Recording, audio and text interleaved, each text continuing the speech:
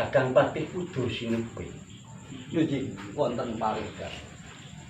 Aku nedhonemu. Dina saben-saben ingsun nganake pisuwanan agung ing Praja Kedhiri. Kudu suwi tansah ngaturake perkara tata tandharing praja ing Kedhiri, Kakang. Lho nggih, Kang.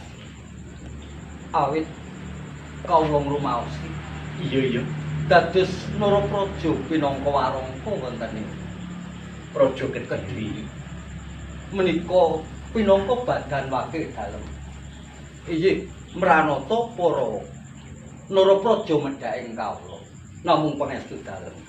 Iya. Sedaya para Narapraja medhaking kawula dalem. Sedaya sampun katingal sajek saeka kaping ngembanipun dados dawuh-dawuh. Iya. Wah.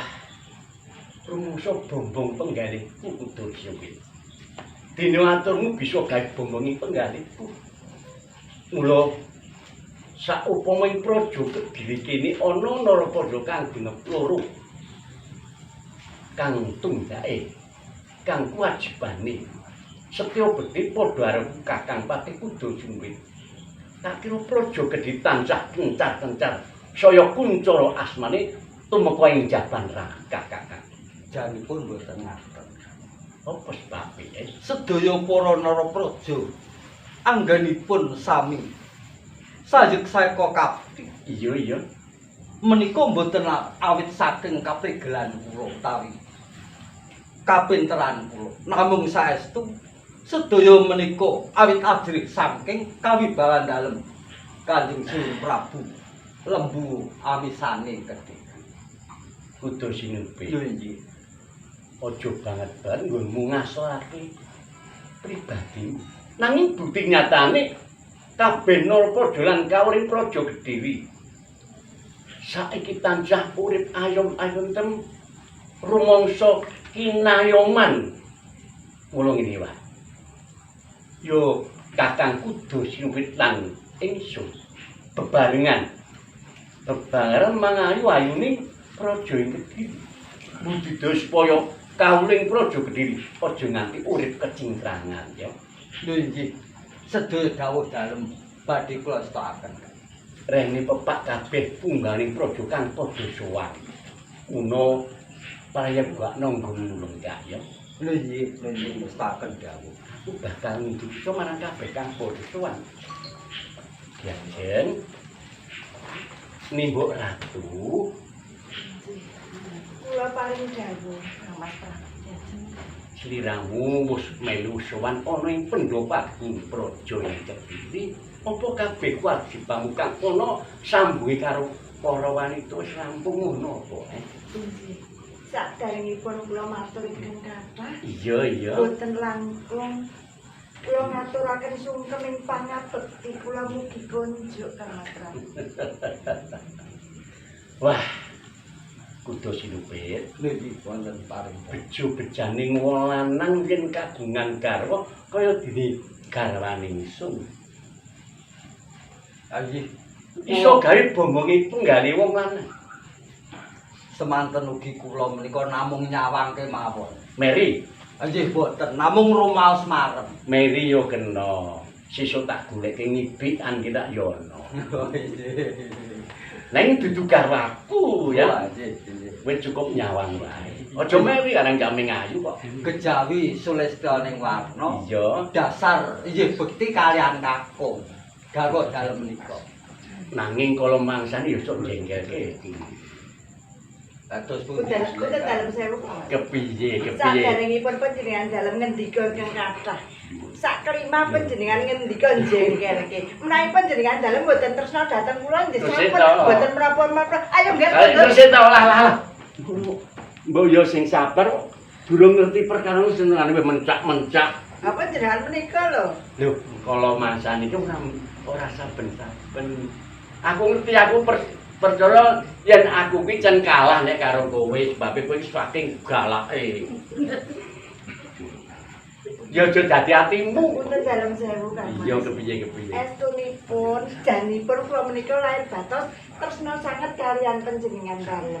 Paribasan Pejagesan kula menika namung kula sumanggaaken panjenengan dalem. Menapa malih? Tresna kula wijining tresna panjenengan dalem nggih sampun ana buktine. Buktinipun menika putra dalem sampun akhir dewasa, wayu kimplah-kimplah nganti ka duduh soto. Waduh. Aturmu bener ya, Jeng. Saben-saben wong Kakang legep wae niku mesti bisa gawe lejan. Mesti bisa gawe resiking swasana. Ya mergo aku nyawang putramu saklara. Injih. Monggo ming ayu-ayu kabeh. Murah ra muka. Kudu suwite. Yen putraku saklara dadi pahlawan Raja Patmoco negara. Lah nggih. Menika mboten main. Karanten pados putra ingkang sulestaning warna kados putra putri Galuh Pandhakirana lan Galuh Ajeng. Nggih. Ngaturke pangabekti karo Kanjeng Nggih, Rama nggih. ping meneng wae. Nggih, Bu. Aturaken sungkem kula dumateng Rama. Yo ndak tampa dadake bombonge pengen iku mung pangestune Rama ditambani ya. Inggih Rama. Galuh Pandhakirana. Kula Rama. Tak bodho slamet to sowanmu ning Pendho Pagung Praja Kediri ya. Angsal berkah pangestu panjenengan. Marak kula wonten ngarsanipun Rama saha Kanjeng punika kanthi karahajan kalis ingkang beda. Wal saking sambikala. Sungkem kula mugi konjuk Rama. Dilu Sida Jinupit Iya. pindha siniram tirta wayu seminggu. Sasipun Kakang nampa bektine putramu Galuh Pandhakirana. Ning putra dalem 1000 Kepiye? Putra putri panjenengan dalem menika wonten kalih. Iya. Galuh Pandhakirana kaliyan Galuh Galuh Ajeng. Ajeng. Ning non 1000. Saben dintenipun panjenengan dalem menika namung tansah ngugung Galuh Pandhakirana. Menapa kemawon Galuh Pandhakirana. Kaya-kaya Galuh Ajeng ki ora ana lho panjenengan menika. Kakang Sida Jinupit. Nggih, kados pundi. Sesuk kowe kagungan garwa, golek sing kaya betet kuwi ya. Janipun mboten. Lah aku mesti kalah ya hubungan karo Diajeng ibune Galuh Ajeng kuwi buat tenan aku. Janipun nggih leres ngendikanipun ingkang garwa menika. Oh leres to? Nggih. Oh ya wangono. Men remuk aku. Punten dalem 1000 Kang Mas.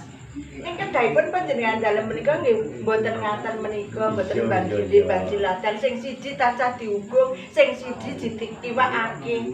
Panjenengan menika kagungan kawicaksanan, Mbak Injih ingkang adil. Ngaten lho. Nggih menika lho benten-bentenke kula kalian Kakang Mbok. Inggih Bu Guru. Panjenengan Saya ingin itu. Nggih. Pun Kakang tak ngendika. Putramu Galuh Pandhakirana kuwi tak nuwun sewu amit-amit. Wis ora kagungan ibu to. Injih kula. Lah lek aku mesake ora tega ora mergo dhewe iki tansah dimungsi wae karo Galuh Ajeng. Njer kula dianggep napa nek mboten dianggep ibune. Kula menika lek kula mbula pentah Galuh Pandhakirana menika ora kurang-kurang lho Kang Mas. Wis tak anggap anak kula dhewe. Kok panjenengan dalem menika terserah pitados lho nek kula ki kaliyan Galuh Pandhakirana menika mboten tresna kaya dene tresna kula kaliyan Galuh Ajeng ning sing kebangetan menika panjenengan dalem mung tansah ngugung Galuh Pandhakirana. Ngoten lho. Inggih Bu Guru.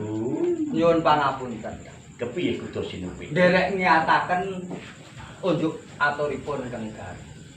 Janipun garwa dalem menika anggenipun momong dhateng putra dalem kekalih kalebet Pandhakirana menika inggih ketingalipun boten kirang-kirang nggih adil. Lah nggih to Namung- mantra-mantra kaya anak. Lah nggih to. Yo, Kedahipun Iya kepiye? karana angger Galuh Pandhakirana menika langkung sepuh. Kedahipun menika ingkang momong menika Galuh Pandhakirana. Yo nek ana perkara iki ya kudu ngalah ngono wae to. Lah nggih. Ayo yo nggih Galuh Inggih Pandhakirana. Rama. Rene Nini Dewi Galuh Pandhakirana kuwi luwih sepuh katimbang Galuh Ajeng. Inggih Rama. Mula yo yen ana bab-bab wae kowe ngalah yo nggih. Ndika Wong lelaki dhuwur wekasane. Nek matur ki mbok sing cetha ngono lho. Kula Ora mung dimut. Nek matur ki ora dimut. Sing cetha. Mbok ki lho. Aku nek Golek sampun nuntuk isan, sampun mesti gebuk ngalah isan. karo Sliramu to diajeng. Ya kudu ngono. Kudu ngalah aku to Kakang Mbok. Ya saiki ngene diajeng. Iya, iya, iya. Mesakno marang putramu Galuh Candra Kirana. Rene wis ora kagungan ibu, mula anggo merengkuh karo Galuh Candra ya tok anggep putramu dhewe ya. Inggih Kang Mas Prabu, Galuh Candra Kirana. Nggih kula iki. Nggih, putraku sing wayu dhewe. Apa tresnane ibu karo sliramu ki kurang? Mboten wonten kirangipun Kanjeng. Ya syukur. Lah, Kula sampun nganggep panjenengan menika kados dene tiyang sepuh kula mila pancen tiyang sepuh kula ibu kula piyambak sinaosa namung ibu sambung ngaten. leh pungrengko sliramu ora mantra-mantra nek sliramu ki dudu putraku. Wis tak anggap putraku dhewe kaya lek kumbrojolke dhewe. Kaya Galuh Ajeng karo Galuh Candra Kirana tak anggap wis putraku kabeh. Mung wae sliramu sing tuwa kudu ngomong karo kadhangunom Galuh Ajeng.